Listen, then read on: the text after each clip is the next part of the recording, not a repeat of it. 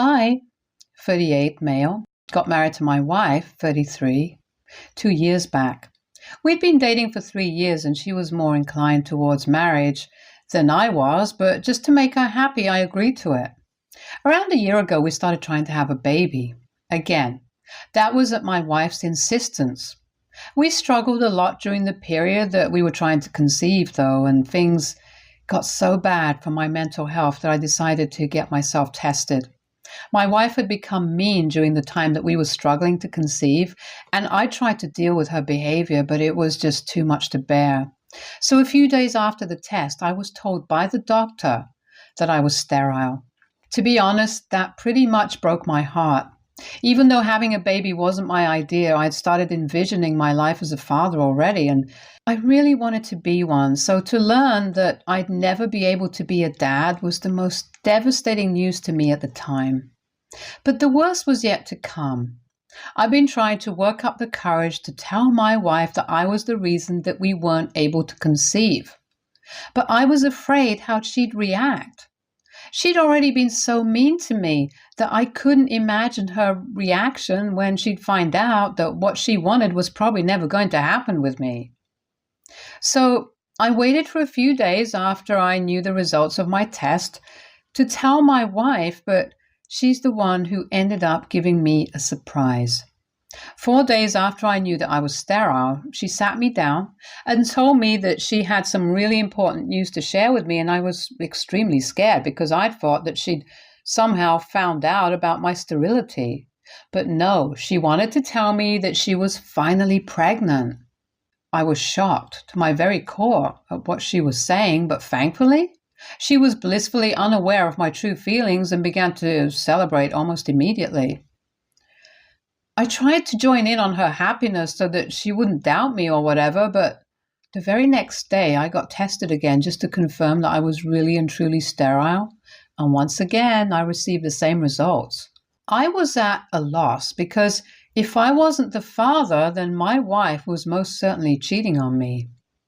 The medical procedures that she needed to conceive artificially were expensive, and since I was the only one earning member between the two of us, she couldn't have gotten anything done without asking me for that sort of money first. So she was obviously cheating.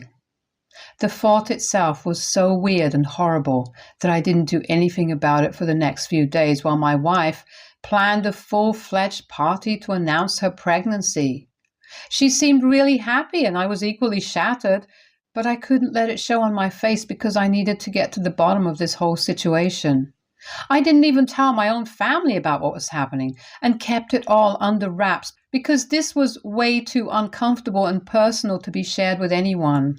I couldn't even tell my wife what I thought because firstly, way too much time had passed, and secondly, I wanted to know who exactly the father of her child was because if I did confront her, then maybe she'd just leave and I'd never know. Luckily, I found out on the day of the party itself. A lot of people attended, including our families, our friends, and a few of my co-workers. She also invited one of our neighbors who lived right across the street from us. Our neighbor, 27, male, is a young man and is definitely a lot better looking than me, no doubt.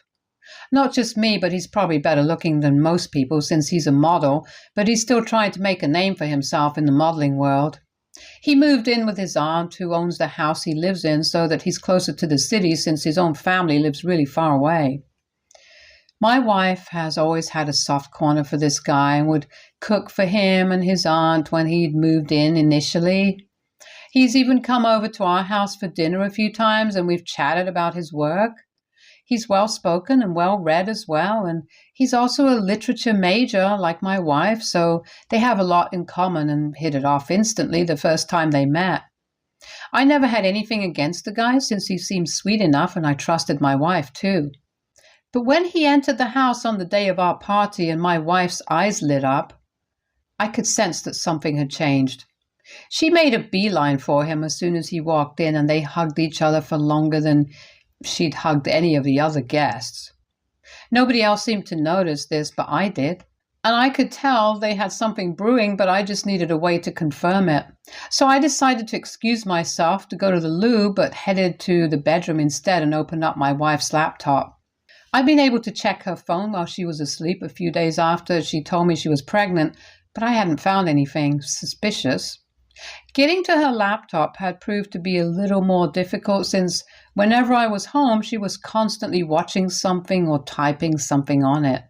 Whenever I'd ask her what she was doing, she'd turn the screen away from me and tell me that she was working on her novel. That had been going on for months, and I'd respected her privacy because I'd actually thought that she was working on a novel. Now, the situation had changed, and I was pretty sure that there was no novel, and it was just an excuse to hide the contents of her laptop from me. Thankfully, there was no password or anything I had easy access to. After some digging, I was able to find another email account in addition to her real one. I switched to that one and went through the emails that had been sent and received. I went through those emails and they were full of confessions of love from my wife and also the other guy, our neighbor. I recognized the email address since he was using his real name, and in the more recent email, she was telling him that she was pregnant. He didn't take it kindly and was upset about it, so the mail stopped for a while, presumably because he'd wanted to end things, but my wife wasn't going to let him go. Eventually, I got the worst email of them all, where she was telling him that she'd spoken to a friend of hers who is a lawyer, and she'd help her file for divorce right after the baby is born. The reason she'd even tried to convince me to have a baby with her was so that she'd get both the alimony and the child support after the divorce, so that she could take off with our neighbor a few months after and live happily ever after. I was horrified when I read that, and I can still feel the nauseating feeling take over me whenever I think about that email. Anyway, I quickly shook off whatever I was feeling and got back to work and took several pictures of the email on my phone before shutting it down and keeping it back where I'd found it. I was less concerned about the cheating and more disgusted by what my wife was trying to do. Cheating was one thing, but trying to trick me into having a child with her and then making me pay all that money just so she could fund her dream life with her struggling boyfriend was so psychotic. And the cherry on top was that she was such a great actress that I hadn't suspected a thing yet. Her happiness was almost disturbing, but I was so angry about all of this that I decided to go the extra mile and take my revenge. I'd made up my mind to play along, and then I dropped the bomb on her when she was least expecting it. There was no way I was going to let her just get away with it without feeling the hurt, betrayal, and frustration that I'd been feeling when I found out about her dishonesty. Call me a psycho, but I did what I had to do. So, for the next 9 months, I played the perfect husband, father-to-be. It was tough knowing that she was lying through her teeth to me all this while, but the more she lied and pretended to be happy with me, the more it strengthened my resolve to see this through. I attended every meeting with her doctor and made sure she took all her vitamins on time and was the best husband that one could ask for. Then, finally, a few days ago, my wife went into labor. I was extremely nervous because who wouldn't be in my situation? But I put that all aside and took her to the hospital all by myself. I'd called her parents already, but not mine, since I didn't want them present there in case things became too dramatic. Anyway, her parents had to drive for an hour to get to the hospital, so we had some time to ourselves, and that's when I chose to drop the bomb on her. Once she was safely inside the room, I told her that I was going to go out and call our neighbor so he could be here with her. She looked taken aback and stuttered a bit while saying that there was no need for that, and she didn't want a stranger in the room while giving birth. So I smiled back at her and showed her the results of my fertility test, along with the divorce papers, since I'd filed for divorce just a few days before her due date, that I'd made sure to carry with me on that day. She went through all of it, still looking confused, so I explained to her that I wouldn't be able to impregnate her even if I'd wanted to, so the baby wasn't mine. Then I told her about the emails that I'd found on her super secret account, and at that moment she finally realized what was going on. The look on her face was priceless as I walked out, and she struggled to come up with words. I thought I'd need to stay in the hospital myself too, because that's how fast my heart was beating when I finally walked out and called our neighbor up to inform him that my wife was in labor. I didn't even wait for his response and hung up as fast as I could. Then I got into my car and waited for my wife's family to show up. As soon as I saw her dad's car pull up in the driveway, I got out of there as fast as I could.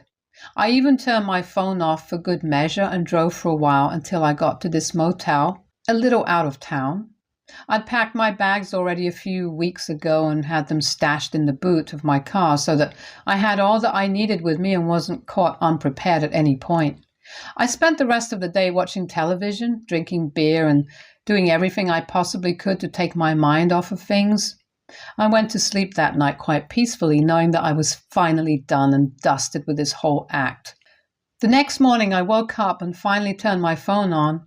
Naturally, there were hundreds of texts from my wife and my neighbor, none of which I bothered to even open, but I did go through some texts that my parents and brother had sent me. I guess my wife had probably contacted them when she couldn't reach me, so I decided to call my parents back and speak to them. I told them that I'd be coming back home in a while, and even told them to get my brother there if possible so that I could explain the entire situation to them, because they did deserve an explanation for what was happening. I drove to my parents' house, and my brother was already there, all of them looking confused and kind of annoyed, which was natural, because to them I just missed the birth of my own child and had also made them miss the birth of their grandchild. But I sat them down and explained the whole story to them and told them my reasons for what I'd done, and by the time I was done telling them, they were speechless. I was ready to be bombarded with questions and accusations, but nothing of the sort happened.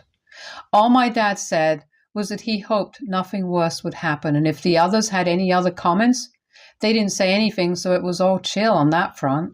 That was a few days back, and while my family hasn't said much, my wife has gone above and beyond to accuse me of ruining her experience of becoming a mother for the first time. She's been trying to call me and text me ever since I left, but I haven't answered anything. Even my neighbor texted me a few hours ago saying that my wife was really upset and that we should keep our differences aside for her sake and at least try to sort things out with her for once. I can't believe the audacity that these people have, still trying to talk to me and make it seem like this is some petty thing that I'm getting pissed about.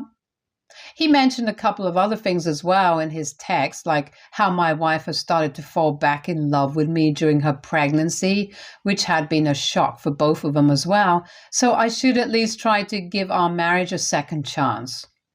I called BS on that, because if she'd started to fall for me again, then why was my neighbor still in the picture? I don't know why they think I'm that stupid. My wife is upset, but there's nothing I can do about it. She's mostly angry that I'd known everything right from the beginning, but had chosen to be with her and put up with this whole act, and accused me of lying to her. AITA for staying with my wife through her pregnancy and misleading her, despite knowing that the baby wasn't mine and she'd been cheating on me with our neighbor? Update 1. It's been close to a week since the baby was born, and I've been staying in a hotel room. I haven't been over to see my wife yet, and neither do I plan on going either. She's still texting and calling me, but I don't know why, since I've made it pretty clear that I'm not interested in speaking to her or hearing her out. I haven't blocked her yet, but I have blocked my neighbor, since he'd taken it upon himself to text me and remind me that my wife was still holding out hope and wanted me to get back to her. I'm 100% sure that the only reason he's still with her and trying to get me to forgive her is so that she'll at least get something out of the divorce settlement and the alimony, since both of them are basically unemployed. My wife was a stay-at-home spouse, which I appreciated and respected, but she wasn't just staying at home and doing the chores, she was also cheating on me behind my back. And that was unforgivable. And before anyone attacks me, I'm not the one who suggested that she quit her job after marriage. In fact, I was quite supportive of her back when we were dating and she used to work, but she's the one who said she wanted to quit and take care of our home instead. So I didn't stand against that either. It was her choice and I earned well enough. Anyway, I'm pretty sure my lawyer will be able to get me out of paying alimony once we can prove that she's been cheating, which I'm hoping is going to be easy. As for my neighbor, he's still struggling to find well-paying modeling gigs, so handling his own expenses, my wife's expenses, and a baby on top of that is going to be next to impossible for them, even with all their money combined. So good luck to them. I'm just grateful that I'm out of this mess and won't have to give them anything, not even my attention. I just hope that my wife realizes that and doesn't waste more of my time by contesting the divorce. I'm hoping she won't, but then again, given the utter lack of brains, she might as well, so I'm prepared for that as well. The pictures of the emails that had been exchanged on her secret email account are still safely saved on my phone and backed up on my laptop, so I'm not too worried. Even if she decides to delete her account, she cannot delete those images that I have, and I know I'll be good to go. Worst comes to worst, I'll even pay her the alimony, but at least I won't have to be with her. She should count herself lucky. I'm giving her time to vacate our house by herself and haven't forcefully evicted her since the house is registered under my name. I'm hoping for the best now, and maybe this will blow over soon enough. Update 2. I was right. My wife's an idiot and has decided to negotiate since she wasn't happy with the settlement that I'd offered, which was basically just the amount that she'd spent during the course of the marriage, and even that felt pretty generous to me. I don't even understand what miracle she thinks is going to happen, but whatever, good for her. She texted me yesterday saying that she'd vacated the house today, and I went back happily, thinking that she'd probably moved in with her parents or something, but was super disappointed to learn that she just moved across the street into our neighbor's house, and I'd still have to see her and her boyfriend's faces every single day now. I even considered going back to living in a hotel, but didn't, since this was my house and I had every right to live wherever I wanted to. I wasn't going to pack up and go just because they were going to make me uncomfortable. I did wonder why my wife hadn't gone to live with her parents instead, since living with our neighbor was going to negatively impact the divorce case, and she was just making the situation worse for herself.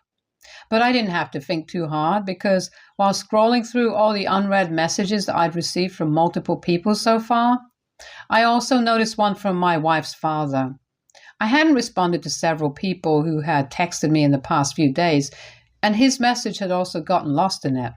It was a long text about how sorry he was regarding what his daughter had done, and told me that they were strongly against her actions. Her father was saying these things, so it meant a lot to me and validated my emotions so much that I could feel tears coming on, but held back. Anyway, he apologized for my wife's behavior and told me that he'd cut her off since she told him that she wanted to contest the divorce.